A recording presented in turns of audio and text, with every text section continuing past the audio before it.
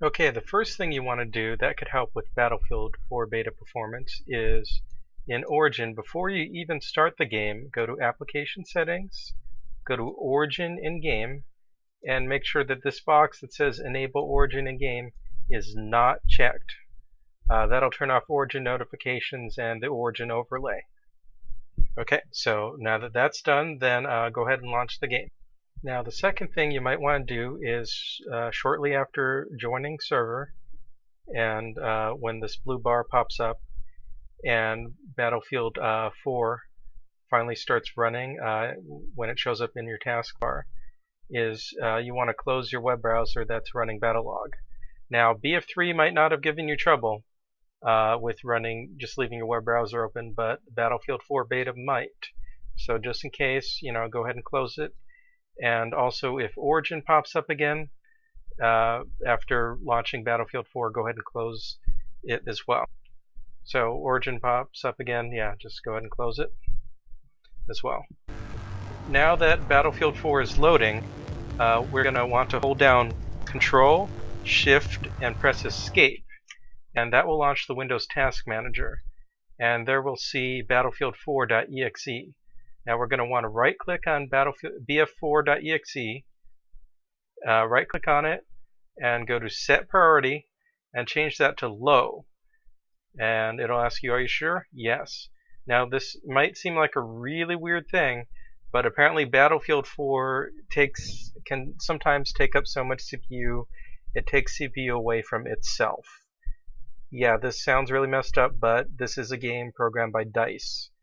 So this doesn't help everyone, but for some people, yes. BF4EXE, set priority to low. Don't get this confused with set affinity. We don't want to mess with that. Okay, so once that's done, we're going to want to go into the game proper. Okay, now that we're in the game proper, there are a couple options we'll want to set. First is video. Now, assuming you've messed with the graphics settings and changed them all to low and it's not helping or not helping much, or running at a lower resolution isn't doing what you think it should. For some people, running in windowed mode helps. It's weird, I know, but I guess it can help. So yes, try running in windowed mode.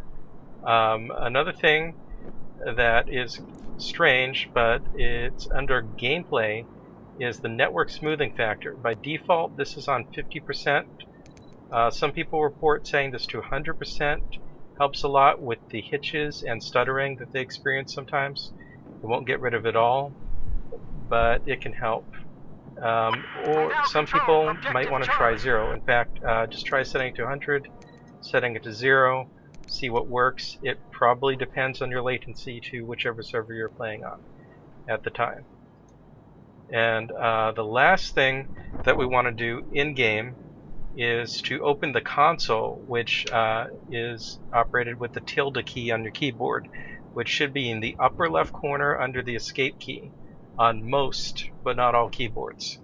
Now once you hit the tilde key and open the console, it pops up like this, and you'll want to type gametime.maxvariablefps space and then a number.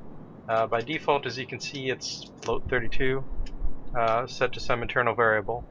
Now, set it to 60 is a good number, because the vast majority of people playing this beta have monitors that only refresh at 60 frames per second max, so anything above 60 isn't really helping them. I mean, in theory it can help with game responsiveness, but if the beta's, running hitchy for you, then clearly it's not helping with that. So this setting a frame cap in-game might help with the worst hitches if you're not running any other software that can cap your frame rate as well. Although maybe setting it in-game will help too. You can also set it to a lower number, but that will lower the maximum FPS you can achieve. So if you set it lower, yeah, obviously your FPS will be capped lower. But 60 is a good safe number to set it at. And people have reported it helps the game run smoother. So that's all you can do in-game.